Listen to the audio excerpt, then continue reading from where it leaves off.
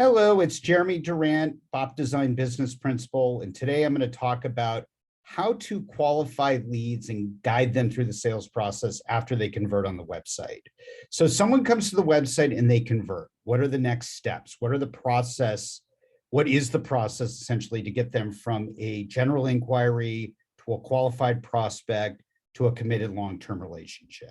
So first thing you need to do is qualify the lead coming through the website. So you want to make sure that they are the right fit for your organization. So are they in the right industry or industries?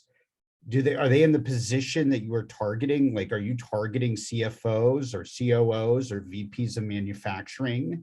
Do they have a need for your product or service? I know that sounds like common knowledge, but just make sure that they're actually, barking up the right tree in terms of what they're looking for. Do they have the budget for your product or service? Make sure that their expectations in terms of what cost is going to be is aligned with the pricing of your product or service. And do they have realistic expectations for your product or service? Like what it's going to do in terms of outcome, the schedule, in terms of the turnaround time, are those in alignment with your process? And from there, you'll see that you actually do a little bit more work up front and it'll save you time in the long run. So you're not on proposal calls or sales visits and they didn't even qualify with these questions. So it's really important to qualify the leads up front so you don't have any opportunity cost down the line.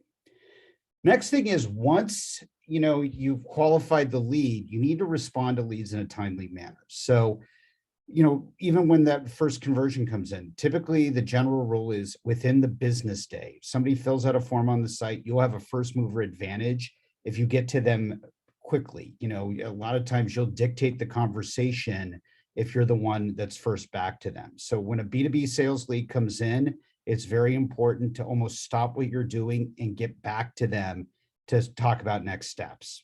And typically the next steps can be a phone call, or a proposal or a demo, some sort of product demo. Any leads that go silent, you want to follow up with them. You don't want to just assume because they've gone silent, it's a no. It's important to continue nurturing until you get to a no. You want to get to a yes or a no. You don't want things to be nebulous. You're not doing your job unless you get an answer. So if somebody reaches out and raises their hand and they're ready to have a sales conversation, you want to be nurturing that lead along and following up with them until you either get a yes, a no, or maybe sometime in the future they're ready to talk to you. It's like a pause of some sort. But you don't want to just have this vague misunderstanding of what's going on with that particular lead. You want to always, as a salesperson, report back to marketing on a conclusion. All the leads that are coming in, it's typically a good practice to have an Excel spreadsheet of all the leads that have come in each month, and then talk about if they're a good lead or not a good lead, what the source of that lead is, why they were not a good lead or not. Was it because of budget constraints, personality issues, time frame constraints?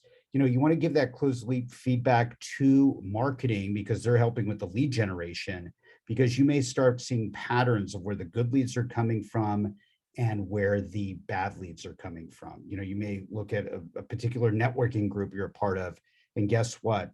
Those where all the bad leads are coming from. And hey, all the good leads are coming from a particular review directory.